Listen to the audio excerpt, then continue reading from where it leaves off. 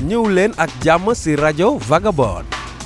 ñëw leen ak jàmm ci Radio Vagabond. Meet Palebo, a digital nomad from Denmark on an epic journey around the world. My name is Palebo, and I'm a long-time radio producer. In 2013, I started planning to become a digital nomad and a full-time traveler. 3 years later, I had sold my house, my car, and all my furniture. And in July 2016, I set out on a quest to visit every country in the world. In this podcast, I'm taking you along on my journey. And I'm sharing my ups and downs and let you listen in to conversations with some interesting people I meet along the way. This is the Radio Vagabond podcast. This episode is brought to you in part by this website called hotels25.com. And this is a cool website. It helps you find the cheapest hotel rooms around the world. Hotels25.com. You should try it out. It actually works. When I left you in the last episode, I arrived to Dakar, the capital of Senegal, with my travel buddy, Edward. And in last week's episode, you could hear us having lunch with a local woman in her apartment with her 2 boys, her maid and her driver. It all took place around the coffee table where we all, with a spoon, were eating of the same plate. A very different experience. We also celebrated Christmas and did a lot of work. We're both digital nomads. Edward is a startup coach, and I was busy doing the final tweaks on the Lego Technique podcast about their model of the Bugatti Chiron. Interviews I did when I was in Europe needed to be edited and mixed into 9 episodes of this podcast that you can listen to in your podcast app. Just search for the Lego Technique podcast. When we didn't work, we took time to explore the city. One of the things that's a must-see when you're in Dakar is the African Renaissance Monument, Monument de la Renaissance Africaine, a big bronze statue around 150 feet on a hill. It's designed by a Senegalese architect and built by a, wait for it, North Korean company. Actually, it reminds me of the monuments I saw when I was in Pyongyang in North Korea. Many Senegalese were very unhappy with it and protested in the thousands when it was built in 2006. Partly because they feel it's ugly, but probably most of all because it was super expensive, $27 million, money that could have been spent on improving the lives of the many poor people in the country. But now it's here, and I must say that it is impressive. Dakar is an easy city to be in, even though it's a big advantage if you can speak a little bit French. I had French in school, but later when I had Spanish, my French disappeared. The 2 languages are so much in family that in the beginning I was mixing them up, and later when my Spanish improved, my French was pushed out. Well, I thought so, because my time in Northwestern Africa showed me that actually there were a few French words, even some full sentences that surfaced, even though it's very limited how much I've used the language in the last 35 years. Dakar is modern, but definitely not super modern. For example, we saw a cow walking freely around the streets in the middle of the city. And you can also see that we're still close to the Sahara Desert because there's sand everywhere. It's the westernmost city of the African mainland, and all the way out on the tip, at the westernmost point, there's a market with local art. When we were there the first time, we started talking to a local artist. He had some amazing paintings. He showed us around the area, and I had this thought that he looked like a rapper. And he was. The last night in Dakar, we were back at this point to see the sun setting in the Atlantic Ocean. And then we meet him again. His name is Goff. Well, Goff is my artist name. The artist name, Yes, yeah. it's my artist name. And you're a painter, and then I said, well, I bet you're a rapper too. Yeah, I'm a rapper, I'm a painting, I'm a drummer, you know. And my vibes is Ragandaga vibes, you know. What? It's ragandaga vibes. What's that? It's a vibes with African beat, in African rhythm, African percussion, you know. Yeah. Yes, it's just like tak tak tak tak tak tak takanaga tak tak takanaga pak bili ruba deng kom ali bili ma ruba deng kom ragandaga maxi vibes. I like that. And I really, really like your paintings as well. You're truly an artist. I can tell. Yes, I'm trying, but art is our, African culture. We have to show it all over the world, and we have work to do for Africa. We are youth, and we're trying our art to our culture to promote African culture all over the world. Yeah. Yes.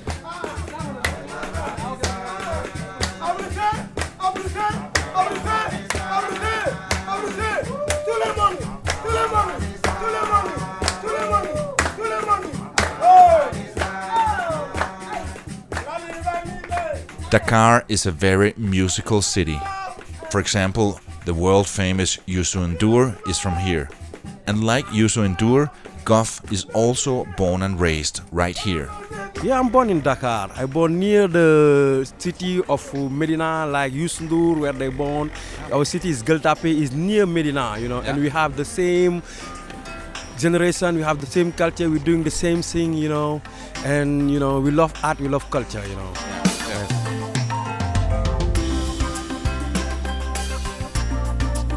You are listening to the Radio Vagabond, and that is truly amazing because there's so many choices out there. There are so many great podcasts, and you chose to spend some time with me. I cannot tell you how much that means to me. Thank you so much.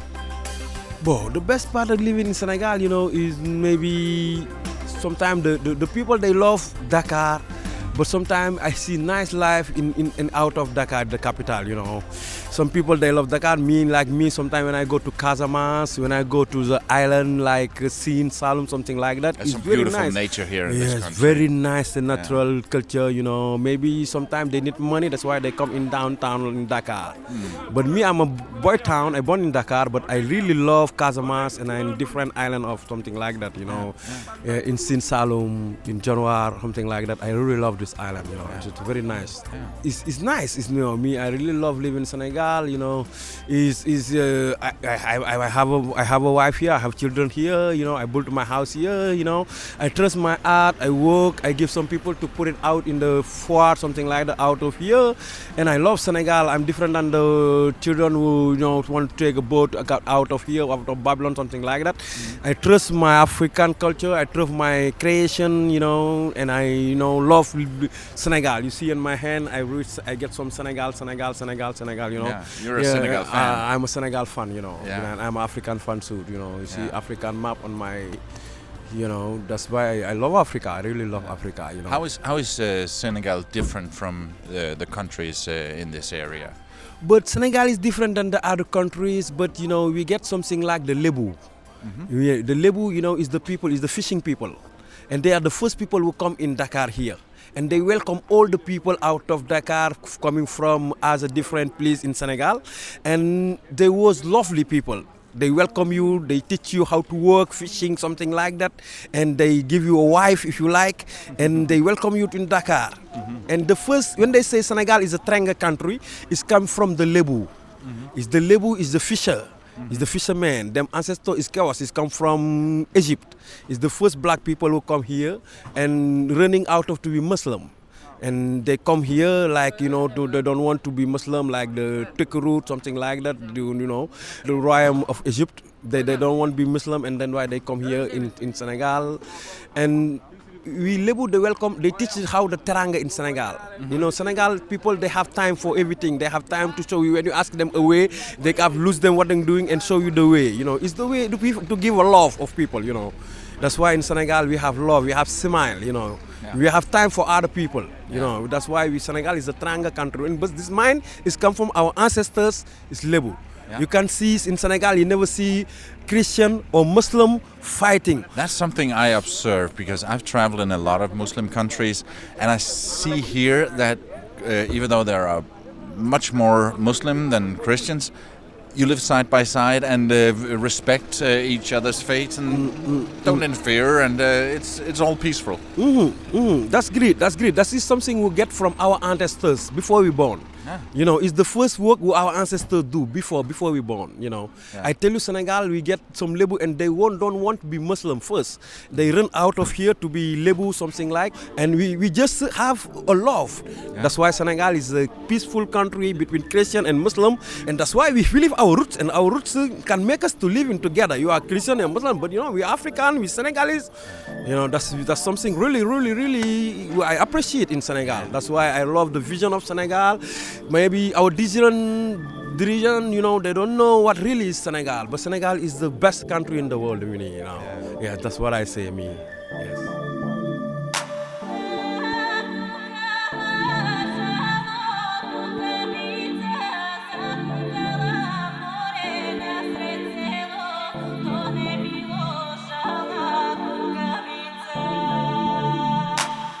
How many children do you have? I have 4. 4? Yes. Wow. How old are I'm you? a champion. I'm 40, you know. Really? I thought 30, 35, and then they'll have I'm 4. a trainer. I train. I like swimming in the beach. You know, we have the beach side. You know, I train. I play football.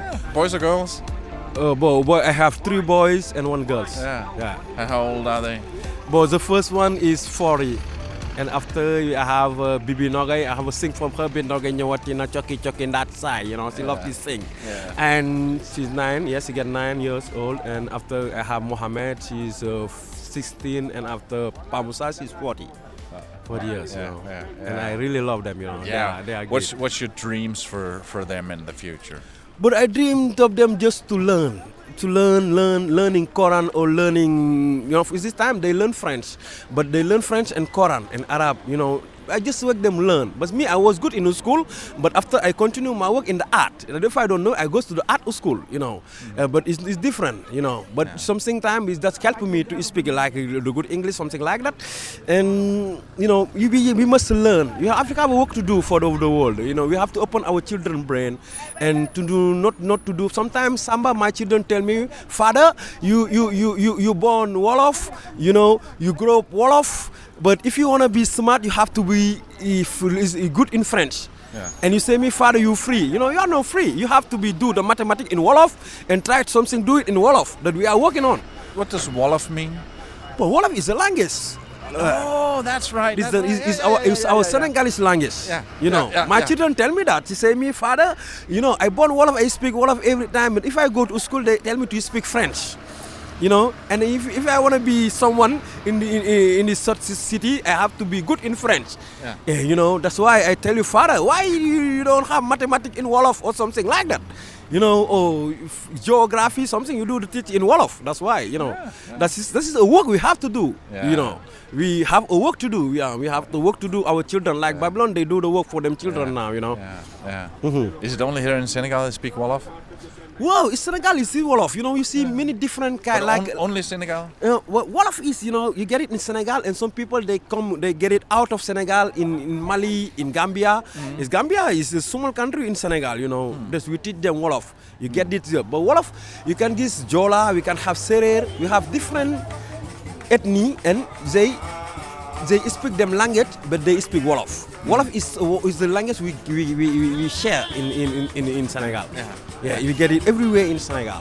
Yes, and I born Wolof and I speak Wolof, and that's where I get some word in Serer, some word in Tukulur, something like that. But we leave them all of them together. But Wolof, a Tukulur can speak Tukulur and after he speak Wolof. A Serer can speak Serer and he speak Wolof. And Wolof is our communication language, you know. That's why my children ask me that, Father, I born Wolof, and if I want to be smart or want to be someone in this world, in this city or in this country, I have to be good in French. This is the question of samba, you know. And it's really fun, you know. Yes.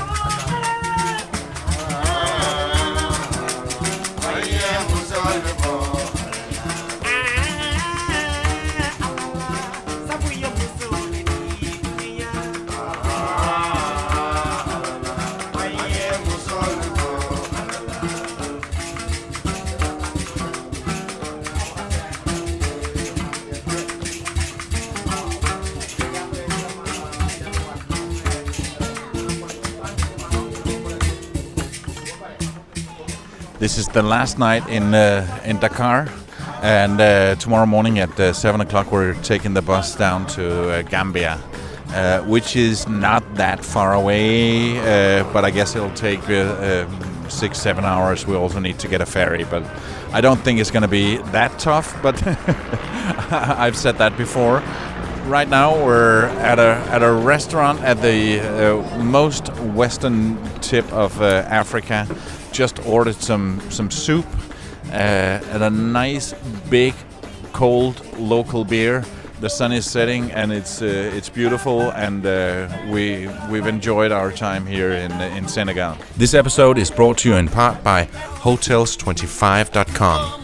Whenever you need a hotel anywhere in the world, go to Hotels25.com. That would get you the best price. Hotels25.com searches a bunch of the biggest hotel sites in one simple search.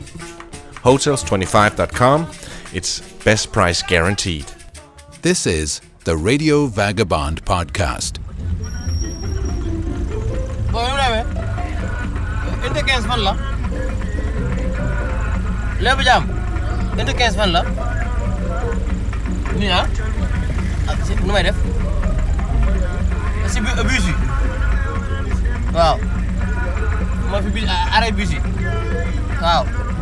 In 3 minutes our bus is leaving, and we're in a taxi in Dakar, and the taxi driver has no idea where he's going to find the bus stop. This is not good.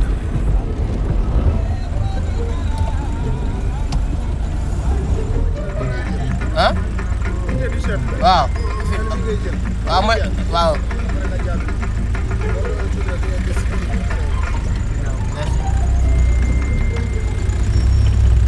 Okay, now it's 5 minutes past, and this was the 5th time our driver stopped this taxi and asked for directions.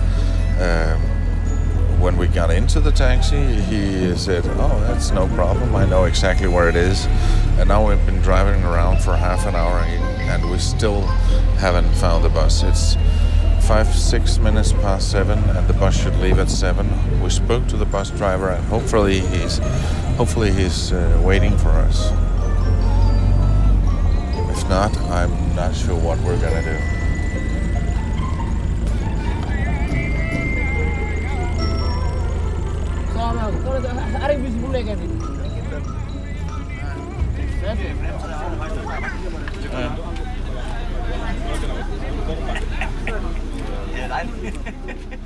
When we finally arrived at the right bus terminal, the bus was waiting for us. And not only that, they reserved 2 seats for us in the crowded old bus. So we could just walk past all the people that were hoping that we didn't show up so they could get our seats. It was a very, very old bus. The seats were small and hard, but we got on the bus, and that was the most important thing. And soon after that, we drove towards the Gambia.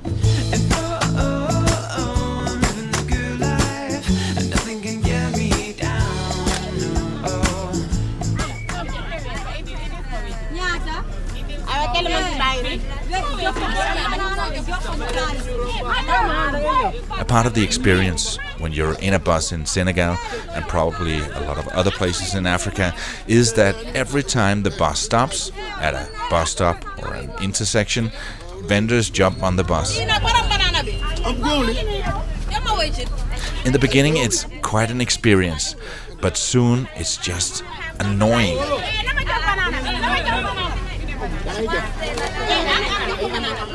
They're very, very noisy, and they're all selling the same snacks, fruits, sunscreen, water bottles, and other stuff.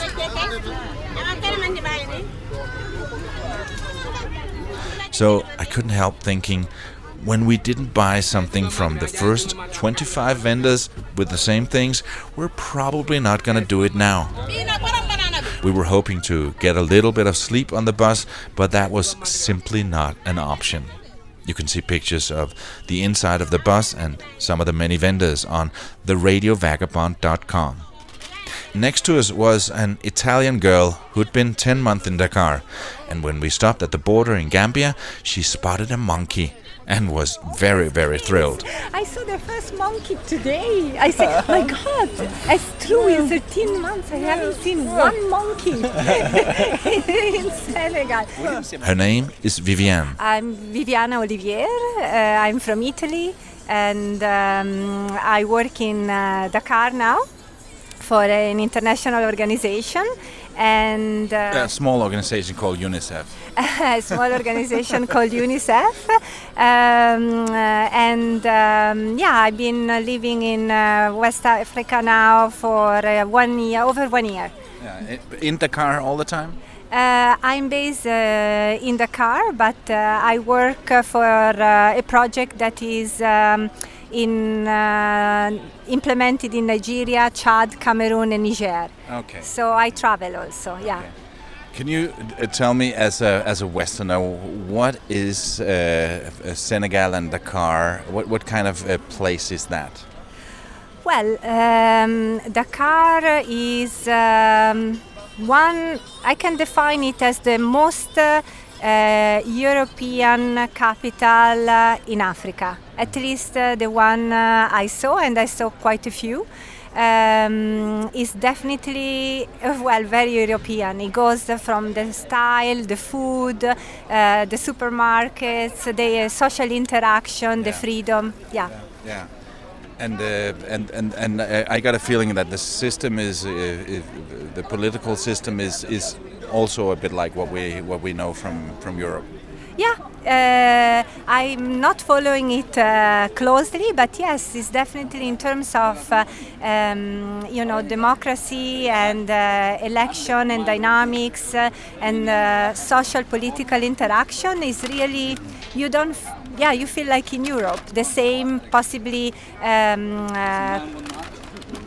Constructive polarizations or dialogue or exchange, but yeah, it's an extremely, maybe even for that, an extremely safe country and very respectful to the foreigner, both in terms of interaction, culture, way of being. Yeah, it's really a welcoming country. And even though it's Islamic, I have the feeling that Islamic and the few Christians, they live peacefully side by side. There are no conflicts. Yeah, no, there is no tension, but this is true in the Gambia as well. I mean, which is kind of the same part of the Senegambia region.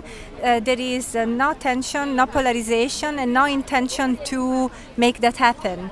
And in fact, within the Islamic community, there are even nucleus of Islamic groups that are very ancient. That are linked to Morocco and to North Africa, and they are a reality in the Muslim reality, and they all live side by side, and it's beautiful to hear the different type of chanting in the night, especially outside Dakar city, in the northern part, the suburbs, so to speak. Definitely an experience to make. Yeah. It helps if you speak a little French.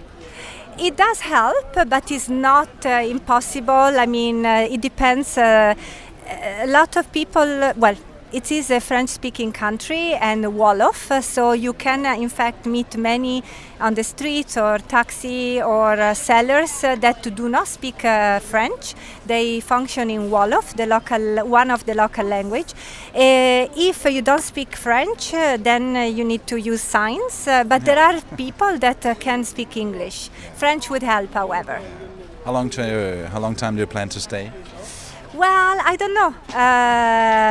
Maybe I'm really open. Some parts of me would like to be rooted there for a little longer, and sometime I just feel I needed to go back on a plane and find another reality. But definitely Dakar is a pearl, and Senegal in itself really beautiful place to come and visit. Thank you. That was almost it for this episode. Let me remind you that I would be so thrilled if you would give me some stars in Apple Podcast or in your podcast app. And if you have a few minutes, please write a few lines in a review. It helps other people find this podcast. You can reach me on mail if you have any feedback or questions or tips for me on what to see and who to talk to when I get to a new destination. I promise that I'll answer any email I get on mail@theradiovagabond.com.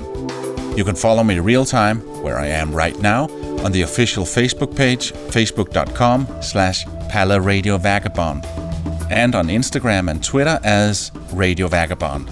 Find all these links at theradiovagabond.com, where you can also see a lot of pictures of everything from Goff and his art, the sunset in the Atlantic Ocean, the bus, the vendors, Viviane, and the ferry Kunta Kinte, who took us across the Gambia River to Banjul, the small capital of the Gambia. Here in Banjul, we're going to spend one night, and then we're going into the jungle. Into the forest, where we're staying a few days in an amazing eco-lodge. It's going to be total digital detox, without Wi-Fi or even a phone connection. And we're going to be celebrating New Year's Eve on a nearly empty lodge. It's 7:30. It's New Year's Eve, and I'm sitting in the bar here at the resort in Gambia. I'm the only one here. No wild party and no fireworks. We're in the forest, and it's going to be so different and so quiet. And I'm so looking forward to that. My name's Palabo, and I gotta keep moving. See ya.